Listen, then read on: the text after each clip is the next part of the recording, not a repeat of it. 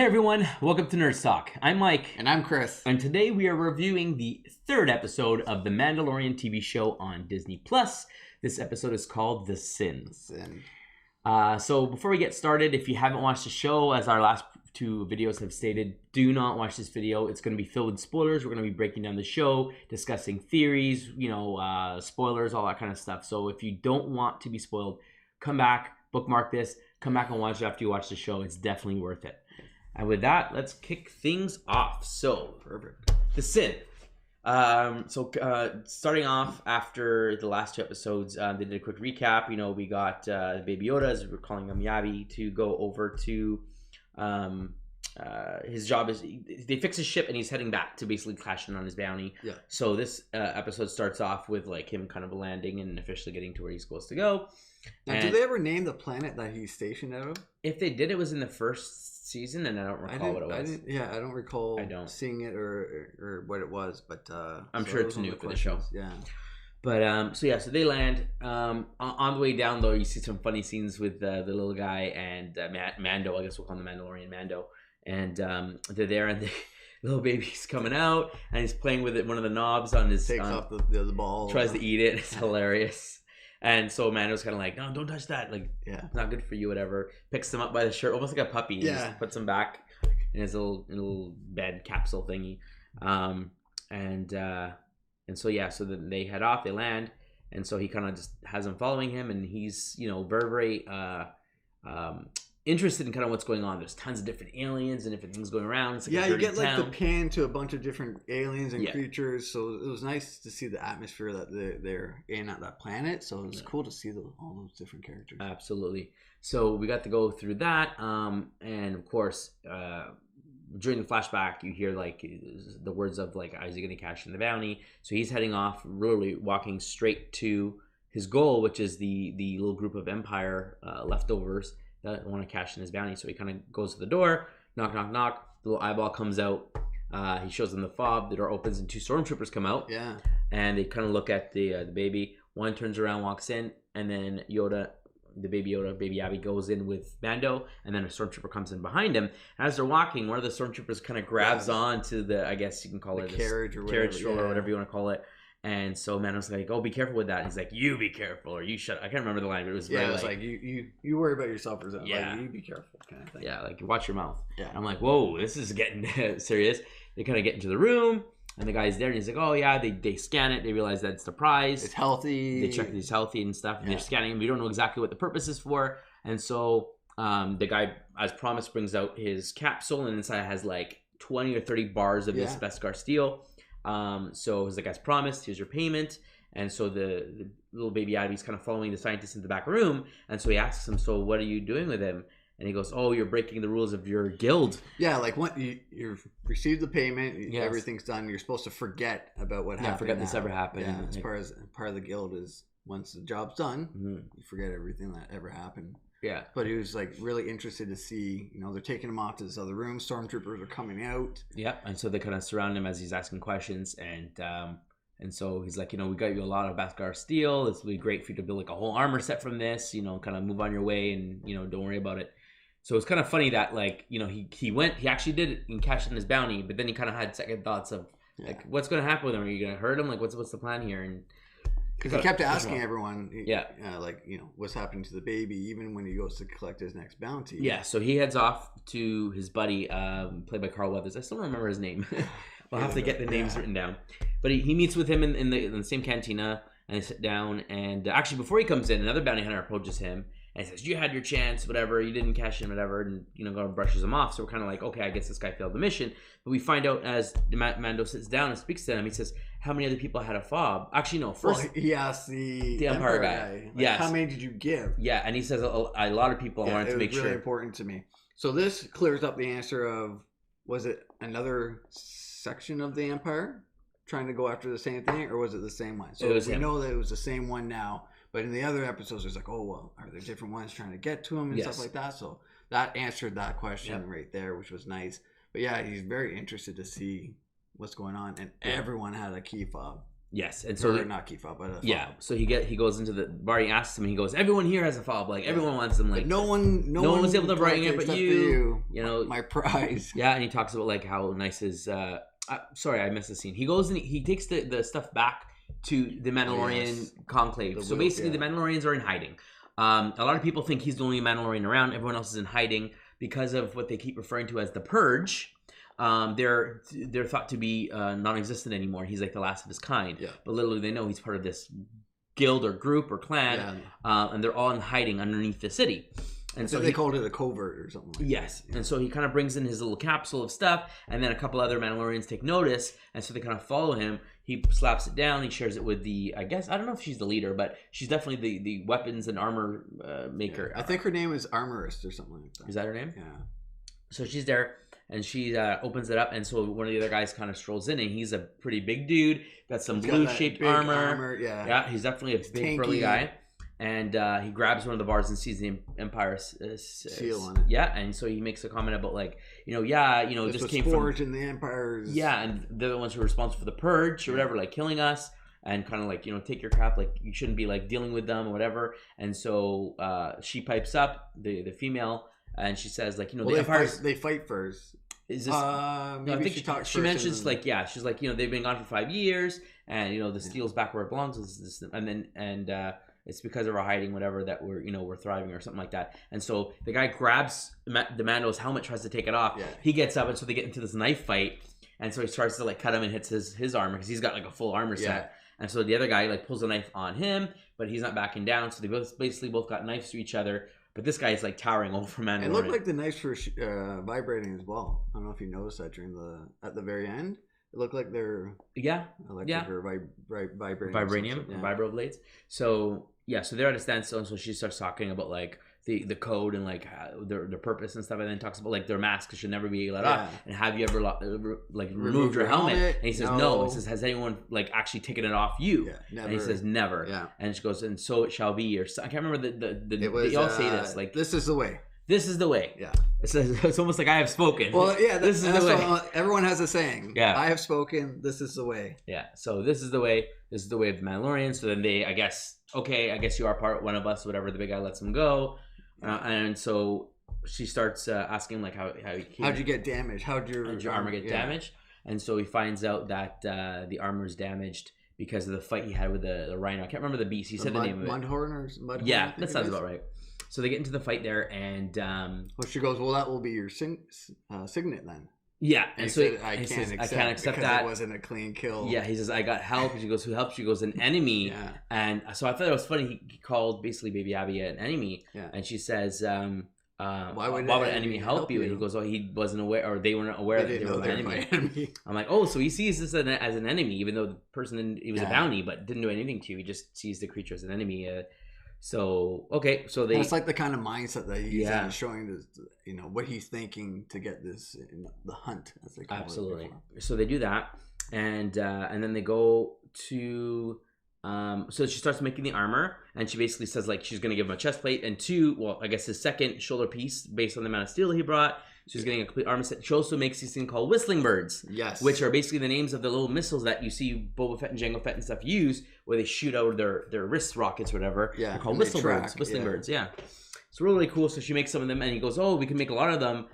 Save some for the foundlings, which are the next generation." That's right. Which she says, "Yes, he's very into giving back to the foundlings because he remembers himself being that and being found by them. Absolutely. So he always wants to give back to the next generation. Yes. So that they have something. So they do that. She starts making his armor. You get more flashbacks of his parents kind of hiding him, and then we see that they get killed. And who opens the door but a B2 super battle droid? Yeah. So we're like, oh, so it was the droids that killed him. Hence why he hates droids. And so this was at the time of so that flashback would have been Clone Wars.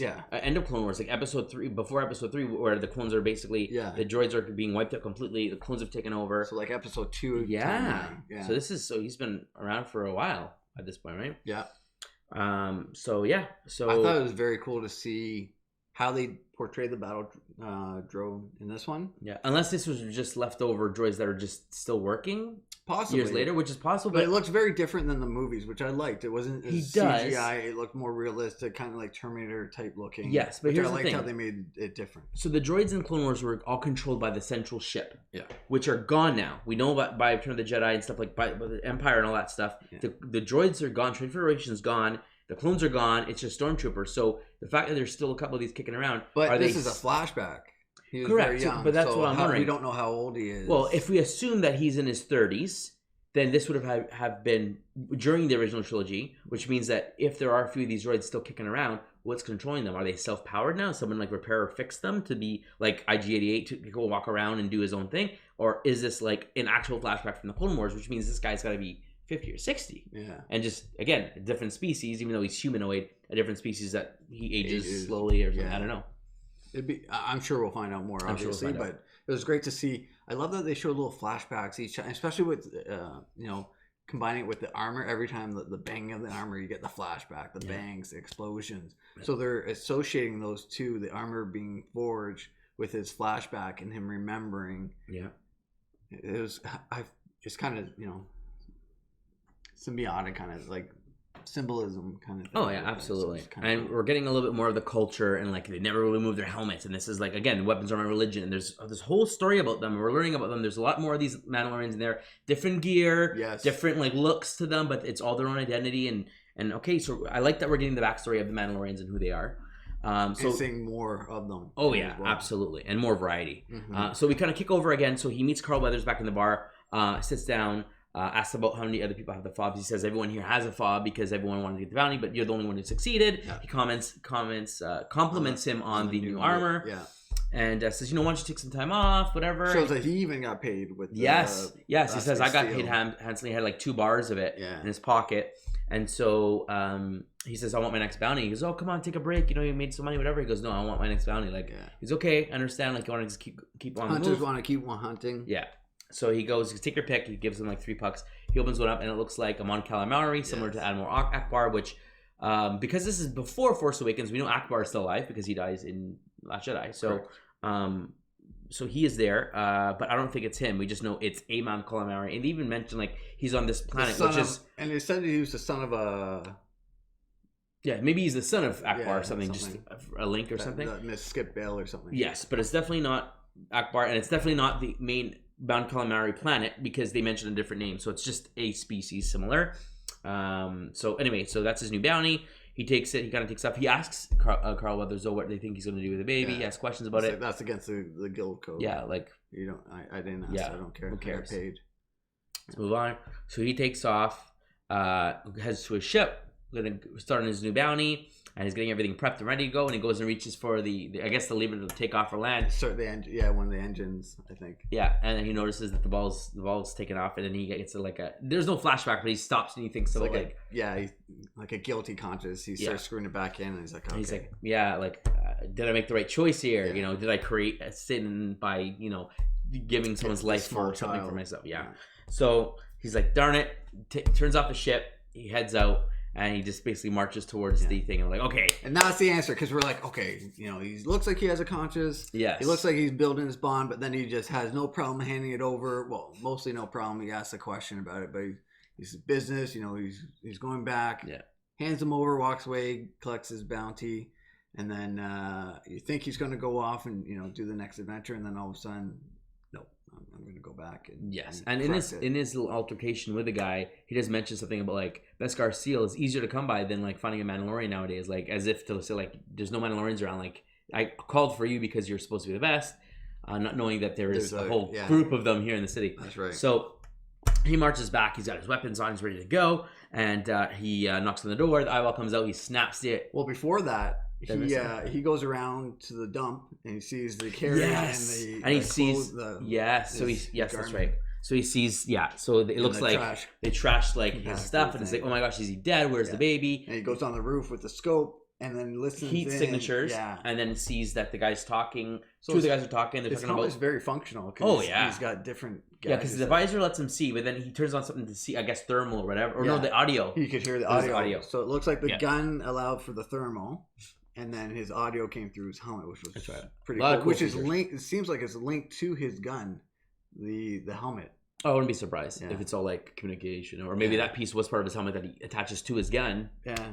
Right? Just like he had the flashlight. So he's there, he's listening in, and he hears him talking about like killing the baby or like getting rid of it. Once you get the sample, then you can dispose of it, whatever. And then one of the guys is like saying something about like not killing or something, and then it kind of gets fuzzy or whatever.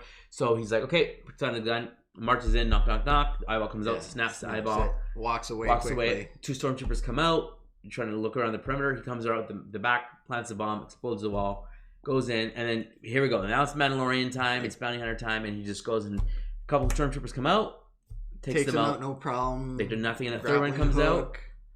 Takes him out. It just showed how skilled he is. Oh, and the different ways. Like the grappling hook pulls the guy back, knife in the back. Yeah. He does a flamethrower kill. He does a blaster kill. He does a bunch of... So it's really showcasing all of his equipment, as well as his fighting skill and his smarts of, sneaking decoys, snapping the front and then going to the back. And just...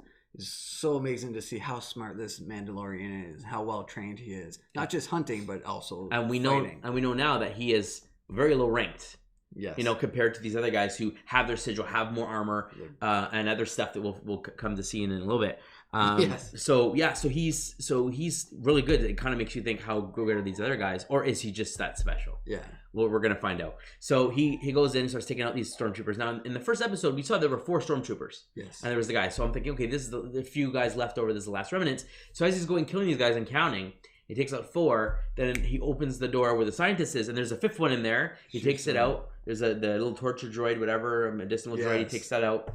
Doctor starts freaking out and says, don't kill the child. Don't kill the child. He's like, what are you doing with it? And he says, I protected it. If they it wasn't to kill for me, it, it would have been dead already. And so which I thought was kind of interesting to show that this doctor has a conscience and wants to protect it. But why does he want to protect it? But I think he's a true scientist. He wants to know more about this beast, not just kill it. Like, let's keep it alive. And they just want the power or whatever they're getting from it for a weapon or something. Who knows? But it's funny that he thinks the Mandalorian is coming back to kill it. Yeah, like maybe they because they had the conversation about killing it and the doctor didn't want to. Maybe he thought he sent him in to kill it. I don't know, but it was very interesting. So, so he's all cowering in the corner. He looks up. Mandalorian's gone. He takes baby Abby with him in his arm. And so now he's got to make his way out of the base. And sure enough, more stormtroopers come in, and more stormtroopers came in. Waves. I counted. He killed 14. Wow. 14. And every time he's protecting. Yes, and then there was 2 in the very beginning who left the base. I assume are still out there looking for him, or they came back. But he killed 14. So in that little house, like you can imagine how many more are still out there. Yeah. Like I thought this was a small little. But it looks like there's lots of sections that were. There is, but like that's still that many around. Like that's interesting, right? Yes. Yeah. So he kills 14. The last 4, he goes into a room. He gets surrounded. Like put it down, whatever. He says, I have something important. Yeah. So he bends down. Valuable. Yeah, very valuable package, whatever. He puts down his gun, puts down baby Abby on the floor, and then while he's kneeling down, they're like, hey, stand up, turn around, face me, whatever. And so then he just like moves his arms, activates his whirly birds, they shoot out, and just without even moving, like his head down, whatever, the heat seek, and they just find the stormtroopers and I love one tried to run away and then got it. Boom. It was fantastic. It's really cool. I'm like, those things are no wonder they're like so hotly wanted. She's like, use them. Yeah, sparingly. It's like go back. I need to refill, please. Yeah, but it looks like he only used 4 or 6 potentially. Yeah. So yeah, he took those 4 guys out. He makes it out, and then as he starts walking towards his ship, the fobs start going off. Yeah. So Carl Weathers realizes his fob's going off, and then every other bounty hunter in that cantina, their fobs are going off because everyone has a fob. Yeah. And so when they realize it's going off, they realize the package is in play, and they all want to collect on their bounty. So they all get up and they all start filling in the streets. And then you see him walking on the street, and you see like a Rodian hiding here, and you see a guy moving in the shadows. And as he's walking on the streets, they all start like closing holding in. His gun a little bit. It shows it's and very Western-y. Oh yeah, which I love about it's this really show. Cool. It's a modern Western show. Yes, which is fantastic. So he's walking down the alleyway, and he gets surrounded, and then of course they come out in front of him too and behind him, and all the guns on him. And so he makes some comments. I don't know if you made notes of this, but he makes some comments kind of like, how we're gonna do this or whatever. And put the the package in. Yeah, and so Carl Weathers kind of comes out, and he's confronting him, and he says, put the package down, whatever, and we'll talk, we'll work this out. He says, how can I trust you? And he's like, you don't have any. I'm your only. I'm your only chance. I'm your only hope. Yeah. He uses the words, "I'm your only hope," which is an interesting choice of words, but again, it's Easter eggs in Star Wars. Yeah. So he goes to go put the baby in. Yeah, he goes to the little speeder, I guess they call it, which is harnessed to a droid. It's just funny. So he goes over it. I put the baby down, and then decides instead of putting the baby down, jumps into the speeder with the baby, and then starts shooting bounty hunters. So they're trying to hit him, but of course there's crates and things in there, so he's kind of protected. He's got his armor on, and he's there covering the baby. And while he's taking guys out, he turns to the droid. He's like, "Start driving!" And the droid shakes his head, "No, it's drive down." So the droid just starts taking off, and it's like Western, like going down in the carriage, and the horses are going, people are shooting, and so trying to get away. Top, you got the guy at the top. And so Carl Weathers is the only one who you can see that he's pretty deadly. He takes his aim, takes out the droid with one shot. The thing comes to a halt, and now the Mandalorian's trapped, and people are moving in, and there are people coming in above. And so he pulls out his rifle and starts taking his rounds and starts disintegrating people. Once people see that he has got this gun, people start to scatter, people start to run. And so he gets surrounded, but he doesn't realize there's a guy coming in from behind him. Yeah. And so Carl Weathers sees this, and he says he tells him to come on. He says, "That's an interesting weapon you got there." And he starts talking to him, and you have to give up. And he goes, "How would I kill you all?" Whatever. He goes, "I don't think that's gonna happen." The two guys show up and grab him by the legs. Yeah. He kicks one. Does he flank? So he uses a shock. He shoots one in the face, and then he turns around and flamethrows everyone, which is so cool. And then it runs out. And I'm like, it's realistic. It doesn't last forever. It's not like ammo where it's like, oh my god, these guys are just shooting forever. And like, yes, and he used in modern day movies. It's like they never run out of ammo somehow. No. They always have the clips full and everything like and that. He used it on Stormtrooper earlier. Yes. So it's like, okay, so it's not something that can last forever. It's like, okay, you fill up before your mission, and then at the end of your mission, you're gonna have to restock your ammo and stuff. So he runs out after taking a few guys down, and he's pretty much down to the wire. He's getting surrounded, he's getting shot at, so he's just basically looking at little baby Abby there, and he opens his eyes, little baby's looking at him, and he's not sure what to do. And as they're all closing in, all we see is shots coming in, missiles, and in jetpacks, and we have all the Mandalorians are coming out to save the day, and it's so cool. Different colors, different styles. The big blue guy comes in with a gun that looks like Baze Mallis, with the attachment that comes out. Now it's a different gun, obviously, but still it's heavy gun, and he's coming through. On all of them, all these Mandalorians already have their jetpacks, so I guess it's like a rite of passage. You have to earn it or get one. Well, he even makes a comment later on, which we'll get to, but he's like, I gotta get one of those. and to think how much times he would have been able to, like, if they fighting that beast, he could have flew up and started killing guys. So a lot of these Mandalorians I love that it was like up double gun, or some had one gun, some had rifles, and then some were fighting in the air, some were landing on the floor. And it's like, that's how it should be. Like that's Mandalorian. That's Mandalorian. And now they've exposed themselves. Yes, and everyone knows. And so they're just tearing shot. They're like, I guess no witnesses. No, because if they kill everyone, there's no witnesses to know that they're alive. Yeah. So I guess that was the other point. They came to save him, like, let's take everyone out. So they just mow down everyone. And while the commotion is going on, the main guy tells him, like, go to your ship. Yeah, we'll cover you. And he's like, but I want to stay. He's like, no, like, what is well, he said, you're going to have to move the culvert now. Yeah, and then he says, this is the way. Like, this is what we need to do. We cover ourselves. So well, he made a comment before saying our strength used to be our numbers. Oh, that's right. And now he's coming out, and all the numbers are out now. So this is like their strength. He's happy that they're showing that they can come out of hiding now and show that they have the numbers that people thought they were gone. That's right. And so that was a nice, cool surprise, really awesome fight scene. And they did it so well. Showing realistically, they're not in there the whole time. They're landing, they're shooting, they're dodging, they're moving, and just unique styles. They have personality. Like, they all got helmets on, but even the helmets are a little different. Some are thinner, some are fatter, some are different colors. Different attachments, and again, different weapons. They all have different styles. Shotgun, double gun, single guns, so Gatling. Cool. Tell me they should not make a Mandalorian game, a video game. Why haven't they? Well, they even beforehand, but even beforehand, Battlefront 3, Mandalorian. Yeah. Mandalorian. Well, even like Bounty Hunters. Period. Just they made one game back in the day, Jango Fett's game called Bounty Hunter for GameCube and PS2, I think it was, and Xbox original. Yeah. But and I played that game. I loved it. Had its problems, but it was so cool to like get your upgrades and fly around and catch bounties. So cool. Yeah. If they could do that with today's tech, big worlds, and it's like go out, find bounties, and do stuff. Have a story. Yeah. Hands down. Let's do it. Fantastic. Upgrading, all that stuff. So he takes off. Let's finish this up. He takes off. He gets in the ship. He takes off, and he looks over to the right, and there's the body comes. Yeah, the big blue guy, I guess the guy who kind of challenged him, flies out, just flying out in his jetpack. But before that, Carl Weathers, once he gets into the that's ship, right. Carl Weathers runs when all the Mandalorians come. Yeah, he sneaks onto the ship. Yeah, that's right. Mandalorian comes in, and I think to myself, I'm like, oh, Carl Weathers is gonna be on the ship, and he's gonna I'm gonna join your crew, or something's gonna happen, right? Yeah. I know. He pulls out the gun. He's like, don't move, I'm gonna kill you. Yeah. And so the Mandalorian uses his grappling hook to hit a switch that causes like steam to come out. So Carl Weathers is shooting, can't see him, and he just basically sits there and then takes one shot, boom, shoots him right in the heart. Carl Weathers flies out of the ship, presumed dead. He takes off. Mandalorian takes off. And we'll cut back. So we see Carl Weathers on the floor get up with a burn mark here, and of course, right do you behind think it, he shot him on purpose, knowing that because he knew that the Beskar seal was there before, and maybe as a favor to the relationship?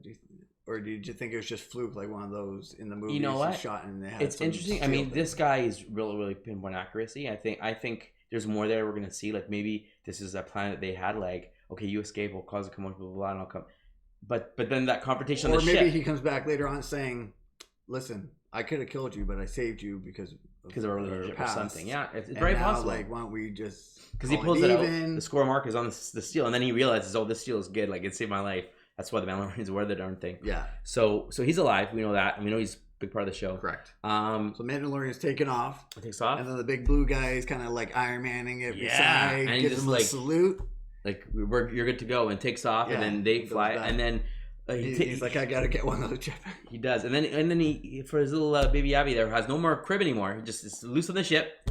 He unscrews the little ball and gives it to him. I'm like, that's so cool. It's so sweet, and then it ends like I'm flying off, and I'm like, this guy has a heart. It's just so great. But even going back to that, I like how realistic this show is. Yep. I mean, as a sci-fi, as a Star Wars show can be. Yeah. Like, even when the guy's flying beside, you can see the wind kind of like shaking him a little bit, and then when he turns off, he's kind of shaking with the wind. So it's really like some people just normal flying and then take off. Yeah. But you can see him shaking with the wind and stuff like that. So I just find the little details that Favreau and Filoni are doing they're really interested in even the little fine details, the little Easter eggs here and there, and like everything to be as perfect as possible. They're really invested in the show, and they're true fans, I would say. Oh yeah, that want to make this show just as much for themselves and for the fans. Absolutely, it's fantastic. So overall, great episode. Loved it. Action packed. It's getting more. My favorite so far, but obviously, it's building up. We're getting some more background. We're getting to get his history. We're gonna find out how did he survive the B2 droid, right? Because the last flashback is it opened up and aimed at him, and then we get little bits filling in. Yeah, and I think it's gonna be important to kind of see who saves him and how he became. Yeah, because all of a sudden it's like kind of a flash, but then it's like the bang of the seal, so you don't actually see the explosion. Is it someone coming in? Is it a ship? Is it So it's cool that we have this storyline of like, who is this creature? We know what the creature is, but like, where did he come from? How is he special? Like, is there a planet? Is there more of them? We're gonna get this interesting mystery story. Mm-hmm. We're also getting the backstory of him and the culture of Mandalorians. That's two stuff that people want to know about. And then we just get just the main story of everyday life of Carl Weathers and the other bounty hunters and life, other and like he's on the run and aliens, and planets, and so much everything. Stuff. There's the Empire. We're getting so many different threads. And I'm loving it. I'm loving every bit of it. It's fantastic. Yeah. This episode especially, they really answered a lot of questions, but gave a little hints about, little future things that you're looking forward to, a couple of new questions. But this one kept me on the edge of my seat, just wanting more and more. You got a little bit of action, you got some background, you got some, more characters. You saw more of the Mandalorian, because when he first went through and saw the armorist, it was just like, a little guard here, the kids running through. So you thought, it might be 4 or 5 people still around. This time you see, 4 coming up to him with the armor. You see him passing a couple other people and stuff like that. So you start to see more and more of the background and history. It's very exciting. I'm very interested to see kind of where they take this. Is there going to be a falling out? Because remember, they're not part of the Bounty Hunter Guild because they're all in hiding. He is, and that's why when he brought this back and it was the Empire signet on it, they were kind of like, "Oh, you're doing business with these guys? Like, what are you doing?" kind of thing, right? Like they don't know what he's doing. They're all in hiding. Now they've come out of hiding, so they are like Mandalorian to the core. And they're not just they're not bounty hunters. They're just Mandalorian. They're just this clan of warriors or whatever. But he is like he's going on. He's a Mandalorian, but he's a bounty hunter, just like Boba Fett and Jango Fett. And so looks like he's giving up the bounty hunter part and turning back into a true Mandalorian now. Yes, or he's going to do a bit of both. I mean, Jango Fett was a Mandalorian, and he did bounty hunting, and he went lone wolf. He did his own thing, right? I mean, could he go this path? Could he run into Boba Fett? Does Boba Fett survive? I kept looking to see if any of them looked like Boba Fett. No, he wouldn't just be in the background. No, I'm pretty sure if they do decide to bring him back, he'll probably run into him. Yeah, on a mission. I didn't know if he'll be a background, and then he explains the background, explains story. Or they have a fight, or who knows if they decide to bring each other. That would be interesting. It'd be really cool. Or like, oh, you're the legendary blah blah blah, and then they talk about stuff and how they started a new plan and and explain how he escaped or whatnot.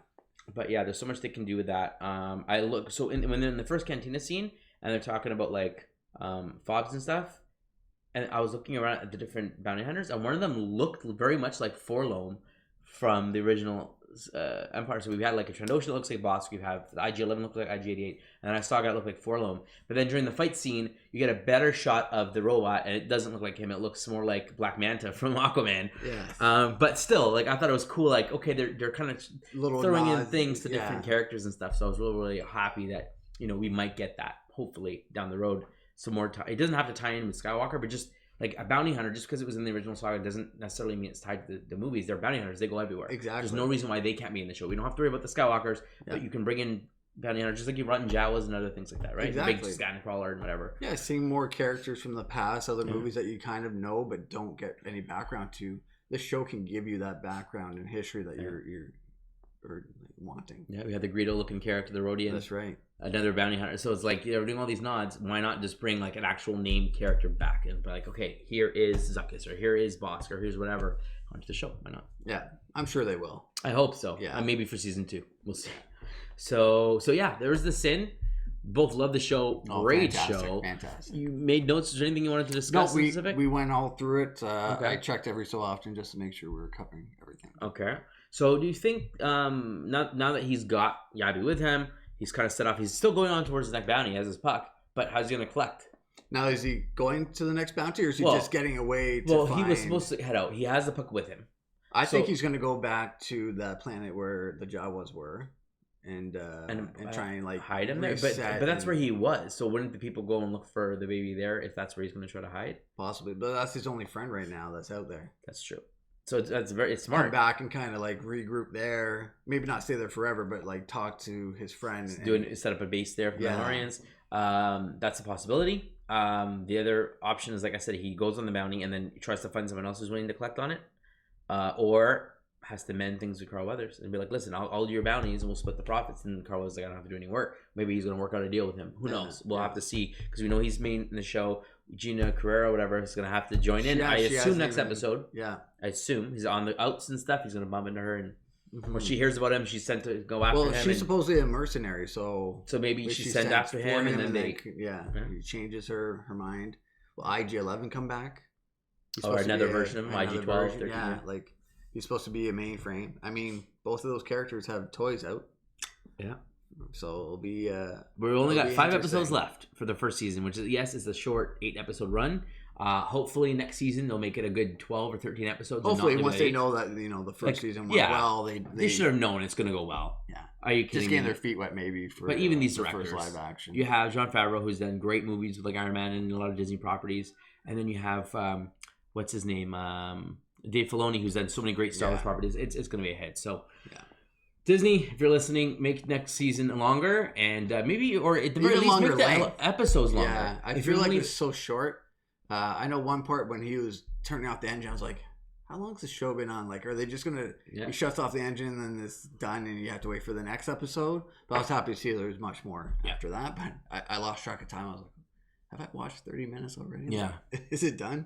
Is done. So yeah, they should be longer episodes because we're not getting commercials. An hour show with commercials is generally about 40 minutes, 42 minutes in length.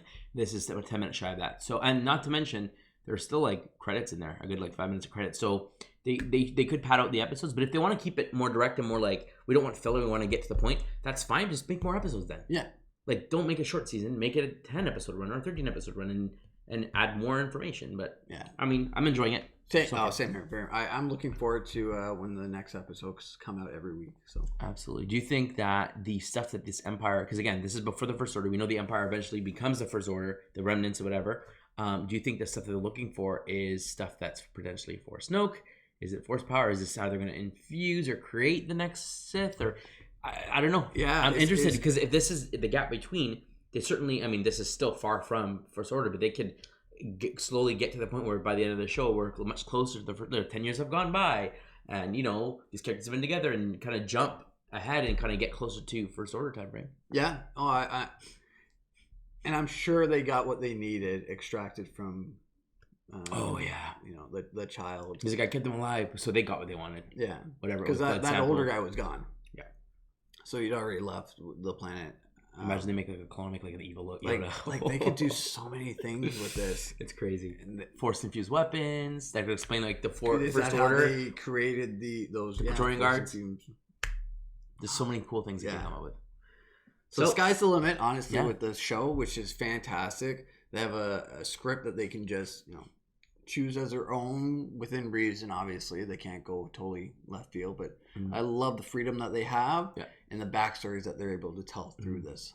Absolutely. So there you have it, folks. There's our opinions and our thoughts and our spoiler-filled review on The Mandalorian Episode 3, The Sin. But let us know what you thought. Drop a comment below. Did you like this particular episode? What moments were your favorite? Did you like a previous episode better than this one? Let us know. And let us know any of your theories or predictions for the upcoming season. We'd love to read that as well. Yeah. But if you'd like to support us, please subscribe to our channel. Drop a comment below as I mentioned and like the video. You can also send us an email at nerdstalkinfo@gmail.com. We'd love to hear you with other shows, topics, comics, things you'd like us to cover. And as always, friends, stay nerdy.